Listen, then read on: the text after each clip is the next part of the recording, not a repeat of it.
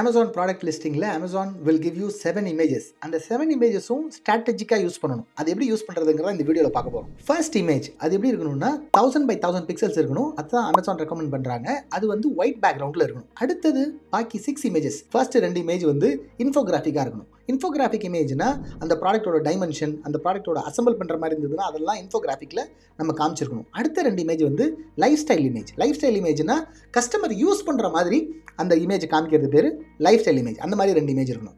அதுக்கப்புறம் comparison chart. Comparison சார்ட்னா மற்றவங்க ப்ராடக்ட்டில் இல்லாதது உங்கள் ப்ராடக்ட்டில் என்ன இருக்குது அப்படிங்கிற மாதிரி ஒரு comparison chart.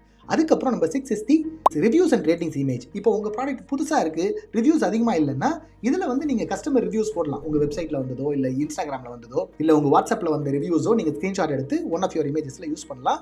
This will convert like crazy. If you want to stay ahead in your e-commerce game, this is the channel. Consider subscribing.